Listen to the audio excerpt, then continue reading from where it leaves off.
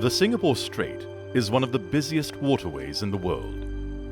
Together with the Strait of Malacca, it is a maritime corridor of over 400 nautical miles in length. An estimated one-third of the world's traded goods pass through these waters annually, a figure which is expected to increase as the region's economies continue to grow. At its narrowest point, there are just 3 nautical miles between the shores of Singapore and Indonesia, while the navigable channel is reduced to less than 2 nautical miles. Safe Passage in the Singapore Strait is a set of 2 videos and an interactive training module. Together, they offer valuable information for experienced bridge teams, even if they have transited the strait before, and useful advice for those visiting for the first time.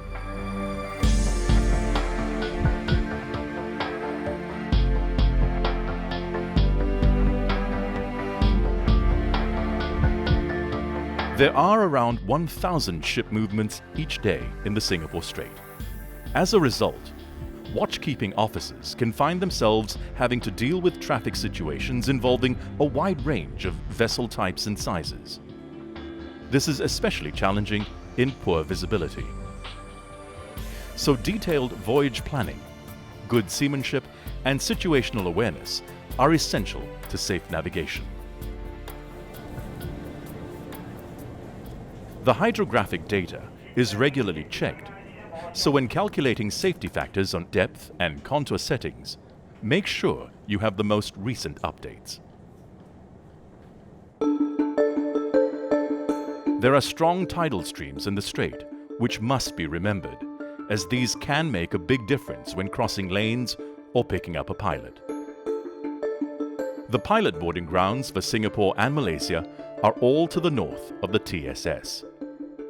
Sambu, the pilot boarding ground for Indonesian ports, is to the south. If you are going to pick up or drop off a pilot, it's good practice to come to the side of the separation lane nearest to the boarding ground in good time to avoid having to cross at the last moment.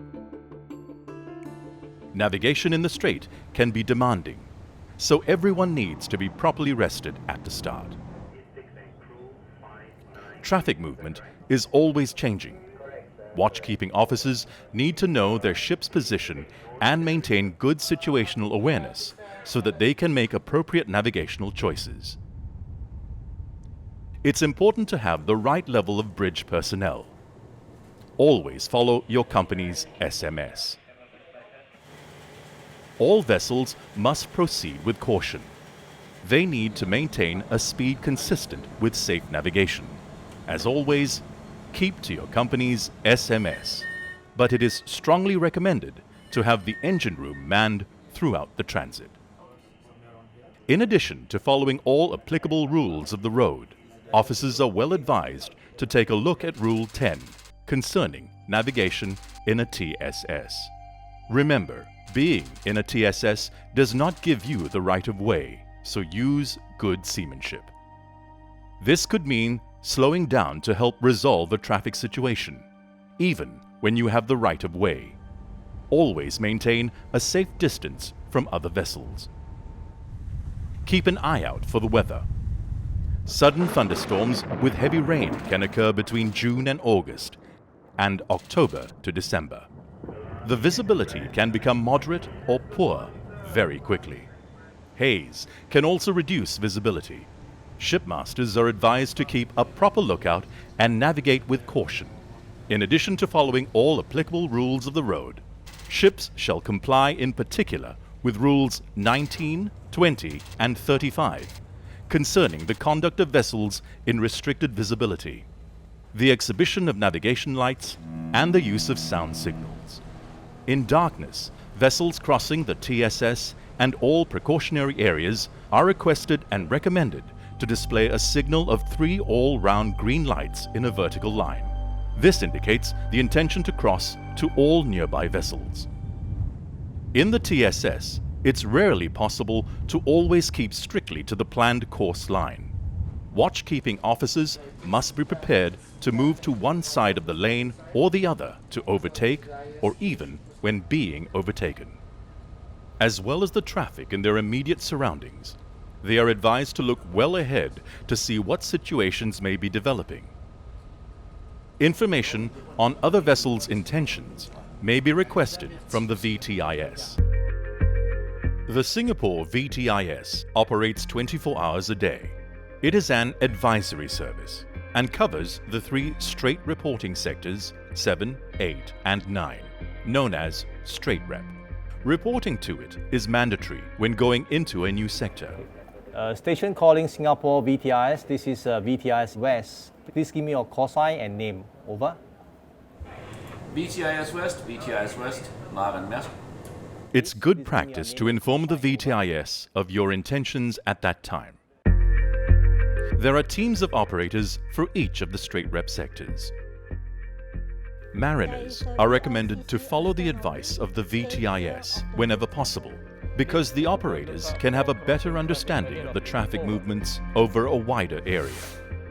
But remember that following navigational advice given to you by the VTIS does not give you the right of way. The bridge team alone is responsible for the safe navigation of the vessel.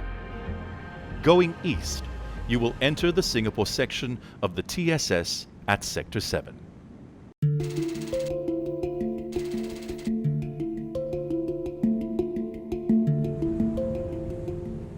Entering Sector 7, it's mandatory to report in to the VTIS on VHF Channel 73. If you are transiting, you will be asked for information including your destination and whether you are carrying any dangerous goods.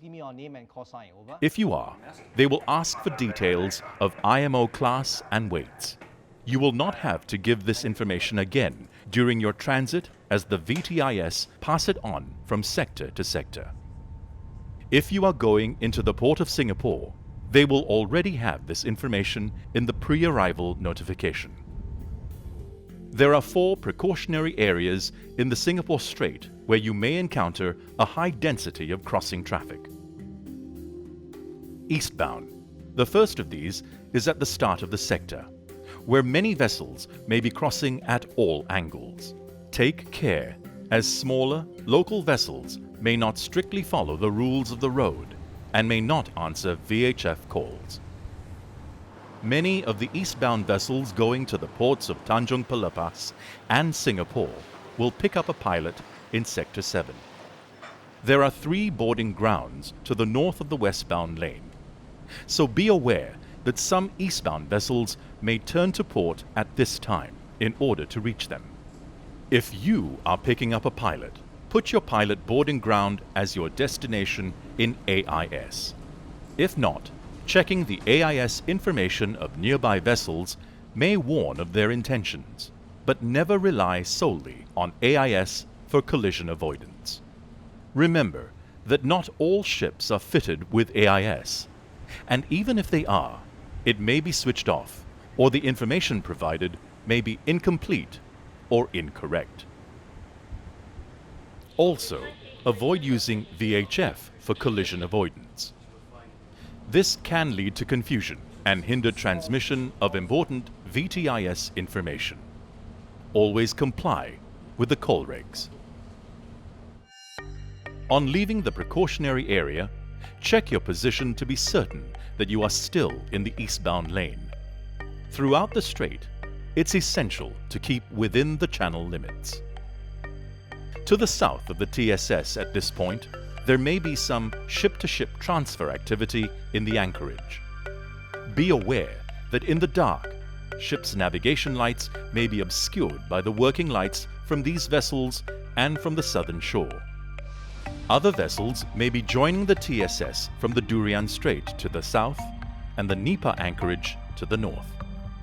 Keep a good lookout. High vigilance is recommended, especially during the hours of darkness. There's a sharp alteration of course north into the Phillip Channel at the Raycon Delta. Be aware of the risk of converging traffic during the turn. Also, be sure you start the turn early enough, as there is shallow water outside the channel.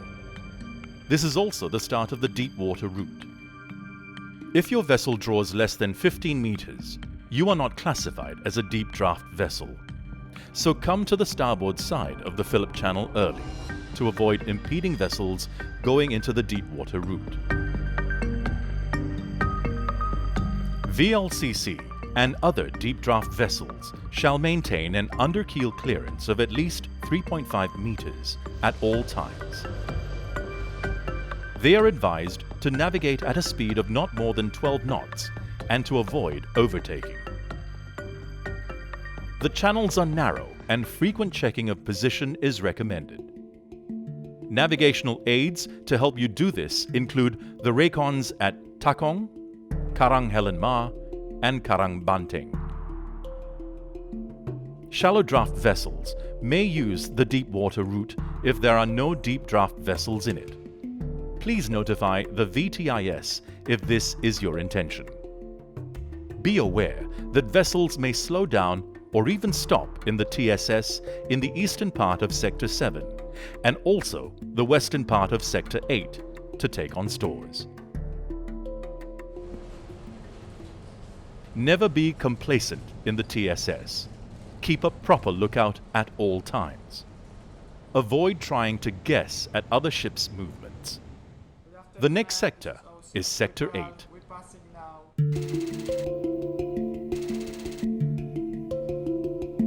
When entering Sector 8, reporting is mandatory to the VTIS on VHF Channel 14.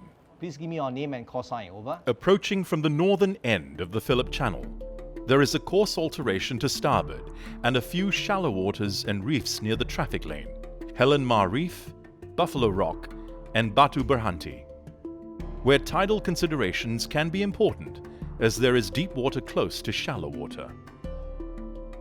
Check your position regularly to ensure your vessel stays within the traffic lane and pay attention to the VHF to hear what the VTIS is saying. The TSS lane now enters the first of two precautionary areas where crossing traffic can be heavy, especially soon after dawn, when ferries can be seen departing from the ports in Batam to join the TSS westbound lane, heading for Singapore. In the other direction, you can expect frequent fast ferries crossing between the port of Singapore and Indonesia. In addition, there are often fishing boats in the eastbound lane. They usually start fishing in the early hours of the morning. These small boats are not visible to the VTIS's radar nor to your ship's radar. Their movements can be unpredictable. They may not be displaying the correct lights and shapes. There may also be many tugs and tows crossing at any time of the day and sometimes at night. Vessels departing from the ports of Singapore or Indonesia may cross the precautionary areas to join the traffic lanes of the TSS. Also, look out for vessels slowing down and turning to port in order to approach one of the pilot boarding grounds north of the westbound channel. Check the nearby vessel's AIS data for information on their intentions.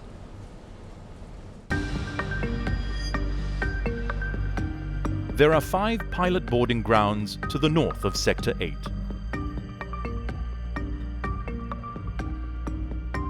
The movement of Singapore pilots is managed from a central control room where everything possible is done to ensure that pilots get to their booked ETA on time. It is a separate organization from the VTIS. A tracking system means that delays are very rare, but with over 500 pilot assignments per day, delays do sometimes happen. You must contact the pilot service 2 hours before your ETA to confirm the booking on VHF Channel 20. You can expect to find vessels waiting near the boarding grounds, especially around the eastern boarding grounds Charlie and Bravo. Vessels are advised to calculate and adjust their speed in the hours before arrival to avoid having to wait near a boarding ground and cause congestion. When approaching the boarding grounds, it is strongly recommended that they should do so at a safe speed, following all applicable rules of the road, in particular the separation distance and factors listed in Rule 6, such as the state of visibility, available sea room and traffic density, among others. Only one vessel will be scheduled to arrive at Bravo and Charlie at any one time, and the next vessel will be scheduled at an interval of not less than 15 minutes later. Vessels arriving too early may have to wait, maintaining a minimum separation distance of 1 nautical mile from the vessel ahead. Information on vessels proceeding to these boarding grounds will be provided by the VTIS. Crossing the westbound lane to pick up a pilot can present a challenge. Vessels should be positioned early on the north side of the eastbound lane so that they won't have to cross the entire TSS at once. Shipmasters are advised to cross at right angles to the TSS, in compliance with the coal regs and the good practice of seamanship. If they are unsure of any westbound vessel's intentions, the bridge team can ask the VTIS for information. Some of the boarding grounds are close to anchorages, so approach these at a safe speed, keeping a safe distance from the vessels in the anchorage. If you are crossing during the hours of darkness, be sure to display the signal of 3 all-round green lights in a vertical line. Allow enough time and sea room when picking up a pilot. On a large vessel, it can take up to 10 minutes for the pilot to board, reach the bridge, and finish the master-pilot exchange. So ensure that there is sufficient time for that to be completed safely. The boarding arrangements must exactly follow international standards. The pilot's safety is the first concern. Continuing your transit of Sector 8, even if you have the right of way, it may be good seamanship to slow down to help resolve potential close-quarter situations. Think twice before you overtake in the narrow parts of the TSS.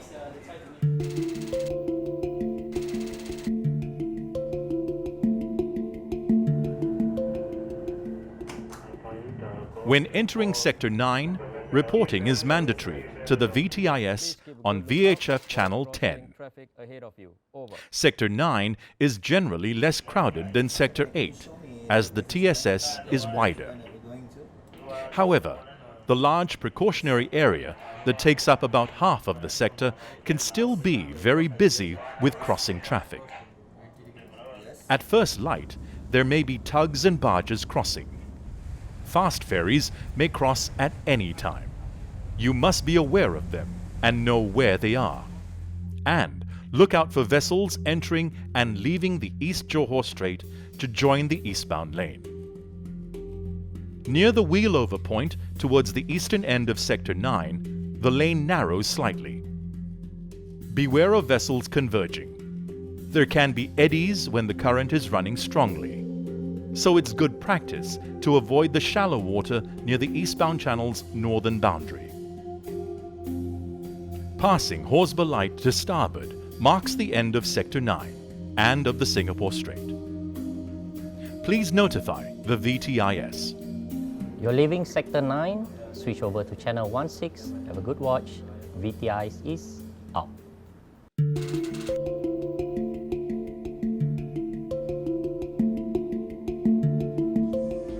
Detailed voyage planning, good seamanship, and situational awareness are essential to safe navigation in the Strait. Make sure your bridge is adequately manned as specified by your SMS. Maintain good communication with the VTIS throughout your transit. We hope you found this video helpful. Have a safe passage.